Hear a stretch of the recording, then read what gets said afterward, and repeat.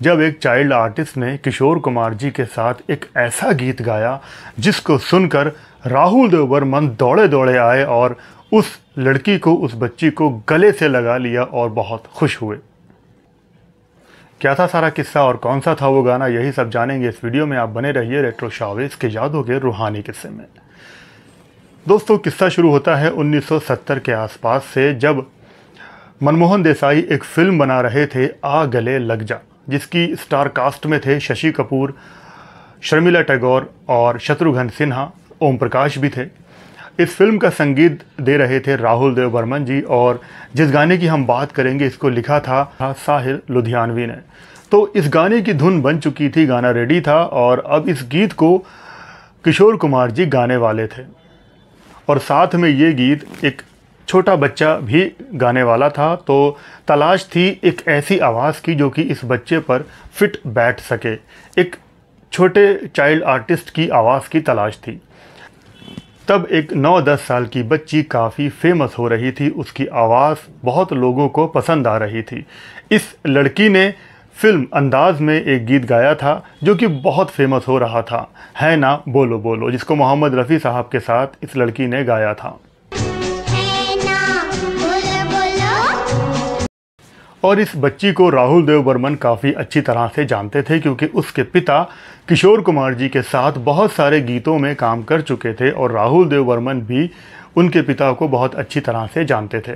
तब राहुल देव बर्मन जी ने उस बच्ची के घर पर फ़ोन लगाया और कहा कि सुषमा को जल्दी फिल्म सेंटर स्टूडियो भेज दो। जी हाँ, सुषमा, जिनका नाम था सुषमा श्रेष्ठ और जिनको पूर्णिमा के नाम से भी जाना जाता है।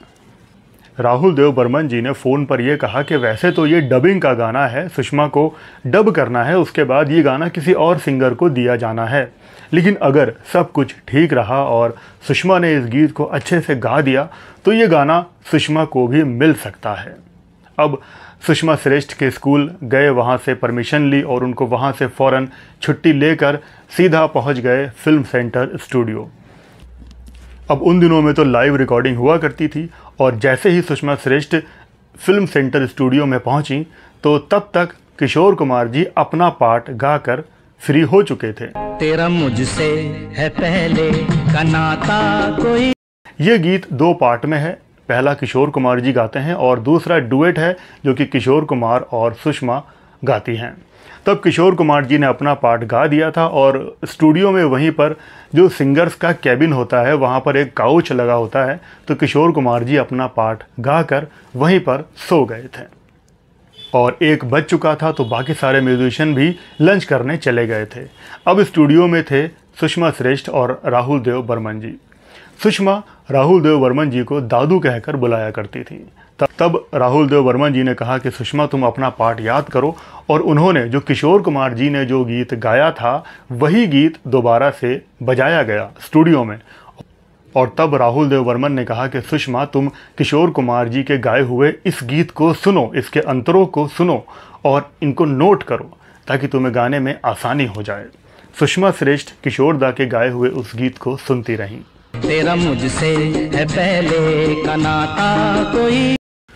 उस वक्त स्टूडियो में भूपेंद्र सिंह और उत्तम सिंह जी भी आ चुके थे और उन्होंने भी सुषमा श्रेष्ठ की बहुत मदद की, उनको गाने में काफ़ी हेल्प की। राहुल देव बर्मन सुषमा श्रेष्ठ के कंधे पर हाथ रखकर खड़े थे और सुषमा श्रेष्ठ गा रही थी। इतने में ही किशोर कुमार जी भी जाग गए थे और वो भी सुषमा श्रेष्ठ के पास आए और उनको काफ़ी टिप्स दिए, उनके गाने में हेल्प की कि कैसे गाने को आगे बढ़ाना है। फिर किशोर कुमार जी और सुषमा श्रेष्ठ एक ही माइक पर सिंगर कैबिन में खड़े हो गए और इस गीत की रिहर्सल शुरू हो गई। दोनों ने करीब 4 या 5 बार इस गीत को गाया, रिहर्सल की। अब सब लोग वेट कर रहे थे मनमोहन देसाई का, फिल्म के डायरेक्टर का, क्योंकि उन्हीं को गीत फाइनल करना था। तो जैसे ही मनमोहन देसाई स्टूडियो में आए और उनको सुषमा श्रेष्ठ की आवाज़, उनका गीत सुनाया गया, जब उन्होंने ये सुना तो वो बोले कि ये गाना तो सुषमा श्रेष्ठ की आवाज़ में काफ़ी अच्छा लग रहा है और जिस बच्चे पर इस गीत को फिल्माया जाना है ये आवाज़ एकदम उस लड़के से मैच होती है।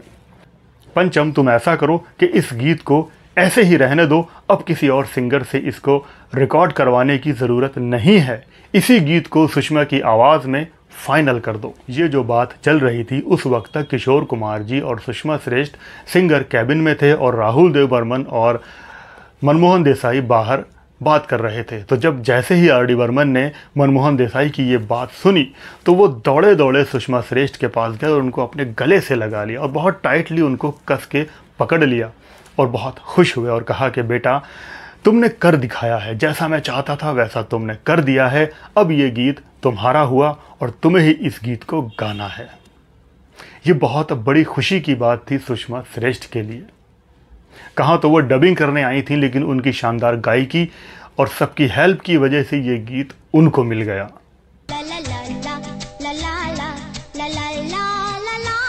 उसके बाद फिर फाइनली किशोर कुमार जी के साथ सुषमा श्रेष्ठ ने इस गीत को बहुत ही शानदार तरीके से रिकॉर्ड किया। तेरा मुझसे है पहले का नाता कोई।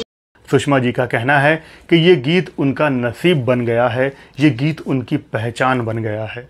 हर कलाकार के लिए, हर सिंगर के लिए एक गीत उसकी पहचान होता है और मेरे लिए यही मेरी पहचान है और मैं इसी गीत से जानी जाती हूँ। ये सब कहना था सुषमा श्रेष्ठ जी का और ये सारा किस्सा उन्होंने एक इंटरव्यू में भी बताया था। तो यही सारी इन्फॉर्मेशन थी। अगर आपको बात पसंद आई हो तो वीडियो को लाइक करना, इस चैनल पर नए हो तो सब्सक्राइब करना। आप लोग अपना ख्याल रखिए और देखते रहिए रेट्रो शोवेज।